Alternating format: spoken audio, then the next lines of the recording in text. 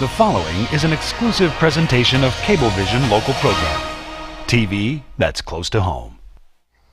Building strong communities through volunteering, Putnam Westchester Volunteer Center's Alisa Kesten next on Meet the Leaders.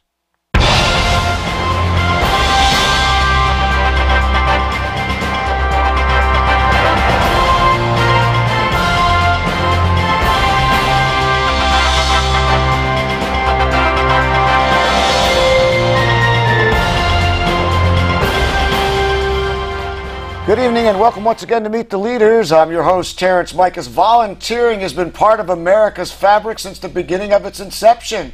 But now in 2010, it's more and more important as state funds and county funds are depleting and people and more non-for-profits need people to help them. We're going to talk to the Volunteer Center of Putnam and Westchester's Alisa Kesten. She's the executive director, very closely tied with the United Way. Of course, the United Way uses many volunteers, so we're going to talk to her about that coming up right now. Thanks for joining us on Meet the Leaders. Terrance, thanks so much for having me. You know, when I talk about volunteering, it's just kind of a word that a lot of people, they have an idea of what it means. I know volunteer, I'm going to help that.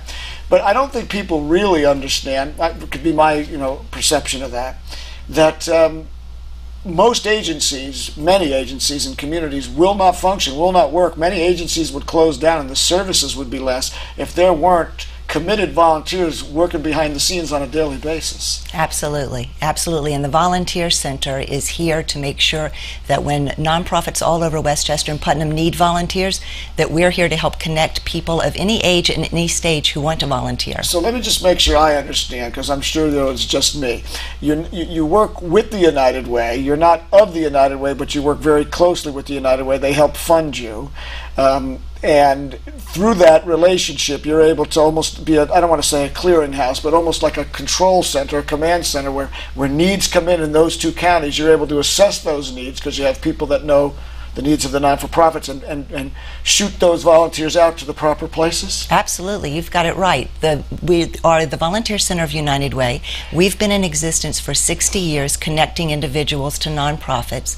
And about 20 of those years, the past 20, we've done business as the Volunteer Center of United Way because United Way recognizes our role as a connector in the community. We help fulfill their mission on volunteerism and they help fulfill ours on connecting those quality individuals, making sure that we are putting them into the community where they can matter most. Is there any confusion when sometimes people say you're of the United Way but not of the United Way, or is that just, in inner circles? There might be, but in the end of the day, we're all working to make sure that we are building a community in Westchester and Putnam where volunteerism is recognized, it's accepted by all kinds of people, groups, corporations, civic groups, as well as individuals, families, young people, retired people, all over, because that creates a very strong fabric where people want to live and work and do business. Absolutely.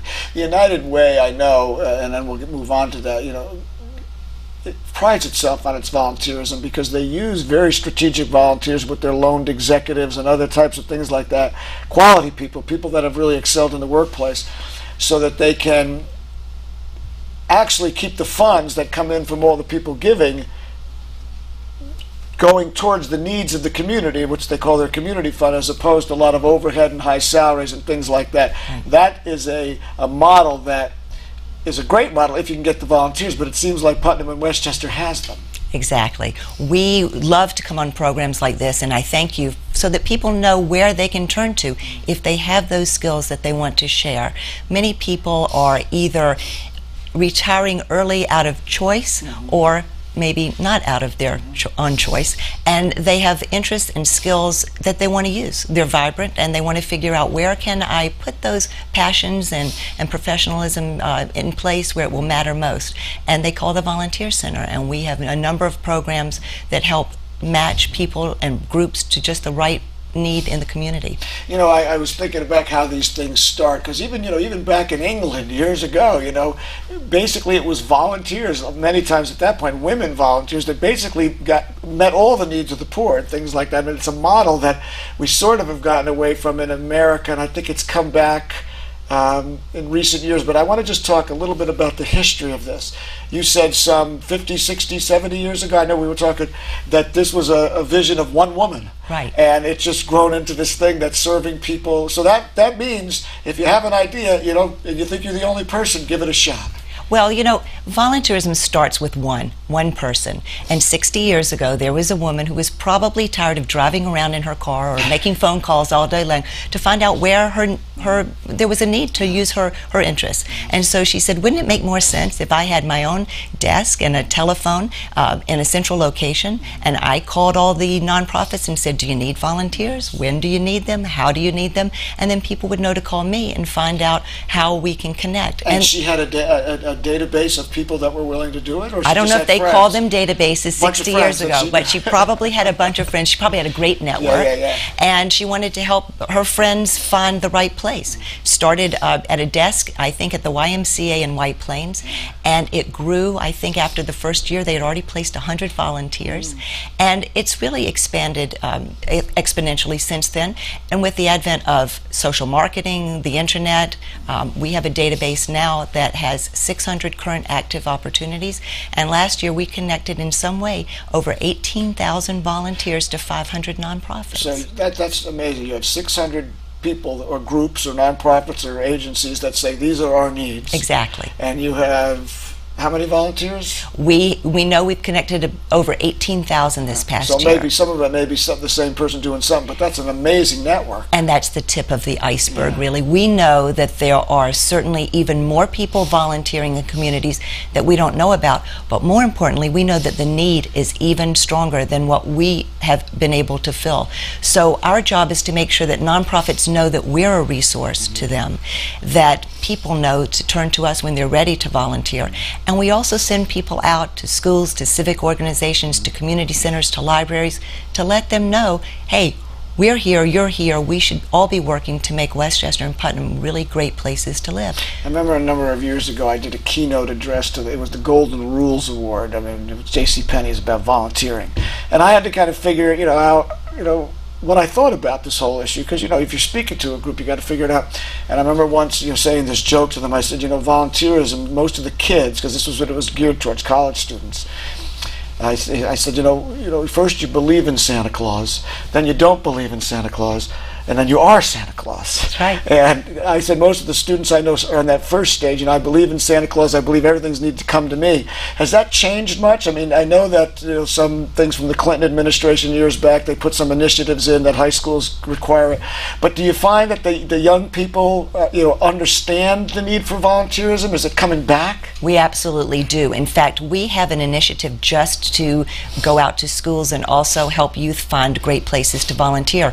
We have a youth guidebook that is presented each year by New York Life, which has a very strong interest in getting more young people to volunteer. But do you have the numbers, or do you find that you have to break them away from their lives? We do have the numbers for a number of reasons. In high school, for instance, many high school students need those volunteer community service hours. But that's what I was saying. I remember that was important. Sure, they need it for their college applications. Some schools require it. Some teens need, even before they get to the high school level, to find a way to get involved. And it begins at home. A lot of the best families, I think, set great examples. Parents volunteering, taking their children with them, whether they're delivering Meals on Wheels or reading to other children who don't have someone to read to them. Setting an example at an early age gets people very involved. But our young people are involved. And you're right, there are some national movements that have made that much more simpler to get involved with. Started probably with the first President Bush and his idea of points of light. Right.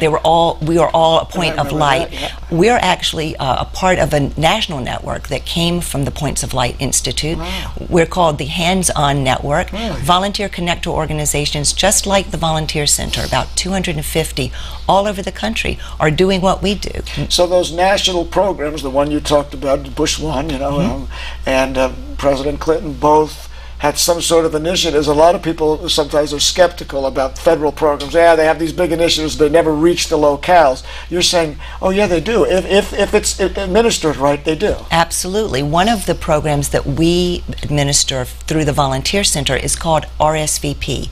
And RSVP is a national, federally funded program that engages people 55 years and older. That is one of the strongest and most superb national volunteer programs in the country.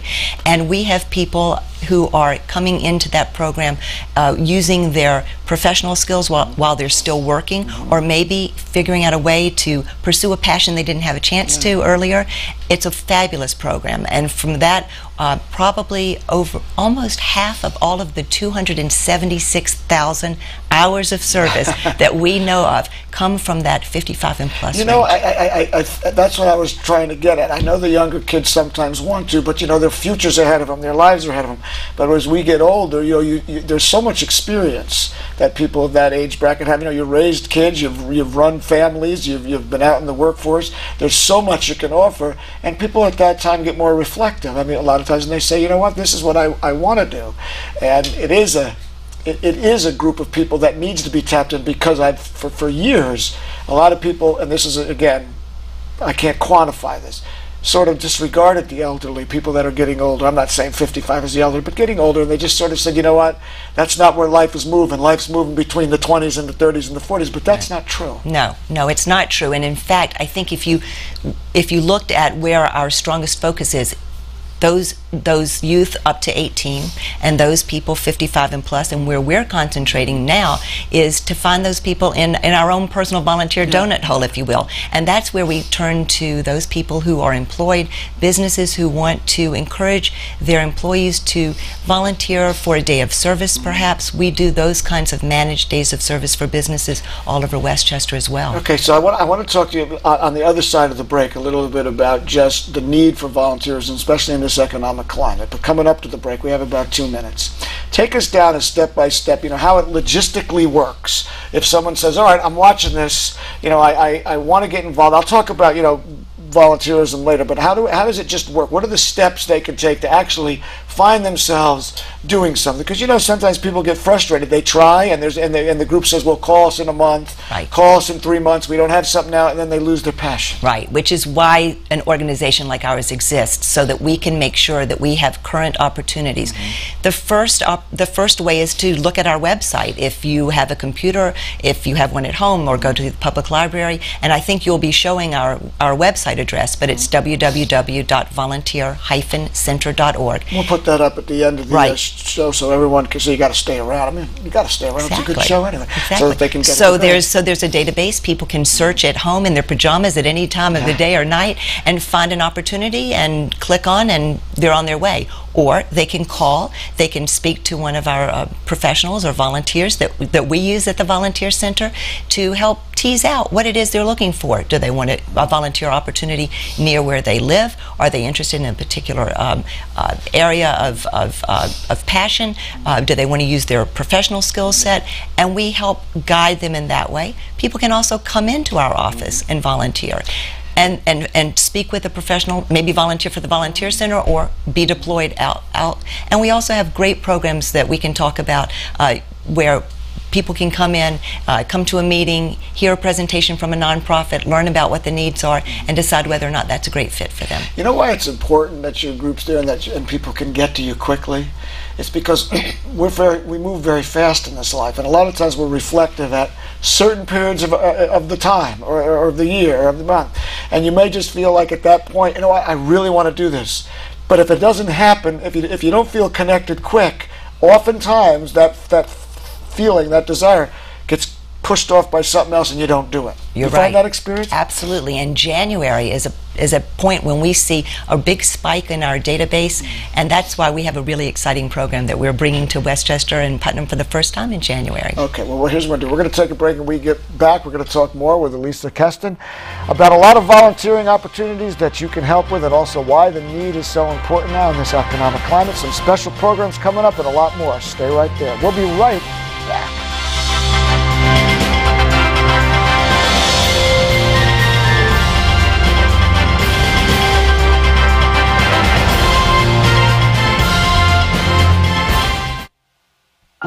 how are you doing today? What looks good? Our special today is shrimp scampi. It's been sitting around for about a week. Excuse me. What time are you guys leaving? We're gonna rob your house tonight. Don't you wish there were warnings to protect you from life's risks? With diabetes, there is one. It's called A1C, a simple blood test that helps measure your risk of serious complications. Learn more at diabetesaonc.org.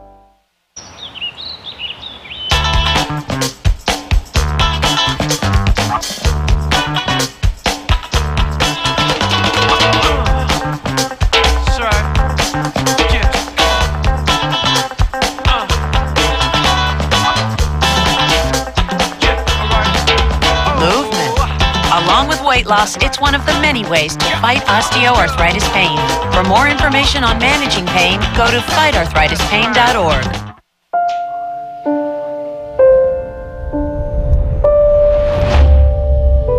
What if a disaster strikes without warning? What if life as you know it has completely turned on its head? What if everything familiar becomes anything but? Before a disaster turns your family's world upside down, it's up to you to be ready. Get a kit, make a plan, be informed today. Learn how at ready.gov.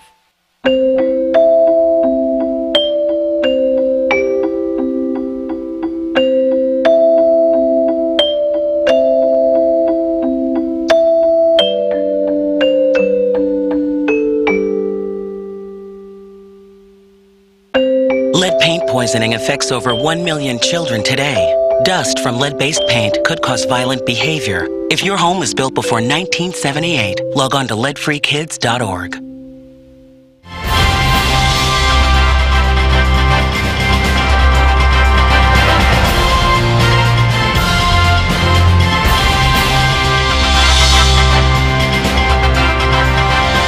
Welcome back to Meet the Leaders. I'm your host, Terrance Michos. My guest is Alisa Kesten, who's the Executive Director of the Volunteer Center of Westchester and Putnam County. That has a broad meaning, of course, because you're connected to the United Way, because they work with you in helping you run what I've been calling a kind of a control center, so people's needs can come in and then you can show them the best areas where their skills are to help volunteer in those two counties. And very aggressive and compassionate group you have going there. But I just wanted to talk to you about some of the realities of volunteerism. People, here's the battle that goes on. Economically, things are tough for some people. So when things were better, they felt a little better about themselves. They had more time to do things because they felt they're not pursuing to get a job. And then the economy hits, people lose jobs, and you'd think that would be a time a lot of times people would want to volunteer, but really it works the other way, and sometimes they start to feel crushed, and so they're pursuing a job, they're down, and they don't do it. That's one side. And then you have the state government and the county governments cutting because they have to. People can't pay the taxes anymore, and the money's not there. So now the not-for-profits who depend on these money get their whole agencies cut, or so much funding cut that they have to lay off people and do less services. That's where I'm thinking, really come into play right now, unless I'm missing something here. We come into play on both sides of that story, actually. Actually, people who are out of work have been coming into the volunteer center. We actually had a program funded through stimulus money last year that we're going to continue without funding just because there's a need. But how do you see? Hold the thought. Okay. Hold that thought. How do you still fund it when the stimulus money was one-shot money, and so then the program looks great, but the stimulus money's not there. How do you get the money in to do that in this climate? Well, we turn to people like the viewers of this show and say support the volunteer center. And businesses too, right? Absolutely, businesses, but we also, it's outreach, whether it's outreach and involvement of someone who is employed or not employed, or someone who is 55 years old or 18 years old. It's still about engaging volunteers. Right. So we engage those volunteers who are job seeking for several reasons. It helps, a good volunteer opportunity can help build skills. It can help fill a hole on a resume. I have a resume that includes a lot of my volunteer work because you know what? Whether I got paid for it or not, it was valuable and it helped move my needle along in terms of my employability. It also makes somebody feel more positive at a time when they're not feeling so great about themselves or maybe their outlook. Well, I'm an example of that. Back in 1994 and 5, I lost my job. Decided to do something, so I went to volunteer for the United Way. Met some people there who connected me up to my present boss, who I went to meet. I wouldn't have even got the interview otherwise because this guy knew this guy because I wasn't skilled for the position. Long and the short of it is 15 years ago I got the job and I'm here now, and that's exactly how it happened. And that's an example that is repeated at volunteer positions a lot of times. Whether or not a particular volunteer position leads to a job where you're volunteering, or it just helps grow your network so that you have just more opportunities for people to learn about who you are and what you can do. So talk to me about the other side. You said that you come in on both sides, the people out of work, but then when there's less funding and things. Sure. So on the other side, I mean, think about what nonprofits are facing right now. Dramatic budget cuts. And those budget cuts are going to be with us for quite a while. We don't ever want to suggest that a volunteer should take the place of a paid staff person. We really don't. But at the same time, there are things that nonprofits just are not going to be able to do without volunteer power. And we're working with volunteers, executive directors, nominating committee chairs to understand that you need to think about volunteers in a different way. Not just someone who can answer the phones and stuff envelopes, but someone who can help lead a strategic marketing plan, or someone who can take a look at your budget and see if your benefits package makes sense because they've got HR experience, or maybe someone who has got financial ability who can help serve on a finance committee. We think that more and more skilled-based volunteers are going to be needed to help nonprofits over this economic hump, and then hopefully help them become just better, efficient, and able to answer what will always be increasing demands on services. And you're pretty proactive, and that's one of the reasons you're able to do it. It's not like you're just waiting for groups to call. I mean, we'll just take today, though. People are going to see this show at different times because it's an evergreen show. In other words, it can be shown a lot of times. But just today, you're meeting with the Dannon Corporation. You're going. I mean, talk about just all the different ways you get in there to make this work. Well, let me use today for an example. I started out my morning speaking to all of the directors of libraries through the Westchester Library System. We work with them in many, many ways, but I wanted to let them know that they need to think strategically. Are there those projects that they have on a shelf somewhere that they can't get to because they need 15 or 20 volunteers to do them? We've got the ability to bring in groups of people and answer some needs that might not be able to be addressed. Then you came here. Exactly. Then I'm here and I'm getting to talk to your wonderful audience, and I appreciate that. And I hope that people will think about it and realize that there are many ways that the Volunteer Center might touch their lives. Next I'm going to Dannon, which is a wonderful company that is headquartered here in Westchester, and like so many businesses, they encourage their employees to volunteer, and we work with them to help manage and shape a day of service for employees. It's a wonderful way for corporations and they to believe give back. in that whole philosophy within that corporation. Absolutely, absolutely. If you're a good corporate citizen, then you give back to your community. Finding the right managed day of service, it takes time. I like to say that volunteers are priceless, but managing volunteers is not without cost, and so we help companies work very efficiently in that way. And then I think I'll end my night probably speaking to a group of municipal leaders at an association meeting, letting them know that we would like to work more closely with municipalities of all sizes. Similarly, if I could dream the way that we do with New Rochelle, if you look at the New Rochelle City's website, there's a button right on the website that connects you to the Volunteer Center, and we're incredibly connected to that city as well. So, but this, I mean, you're busy. Yes. But you have time to sit in the office at times to get centered again, right? Because we don't do this 5 days a week. Right. Well, some of us do it a little more than families would like us to. Yes, I understand. But you're committed to it. I can see that. You know what I mean? Well, but I have to give a shout out to a fabulous staff, really excellent staff of equally dedicated individuals. This has been a joy. I've been in this position now for a year. It's been a wonderful joy. We have some. I know some people will be seeing this show after this fact, but most will be seeing it before. You have this Martin Luther King Day coming up. It's a day of volunteerism. Explain that to people, because I think they can get involved in that. They absolutely can. We are so excited about this.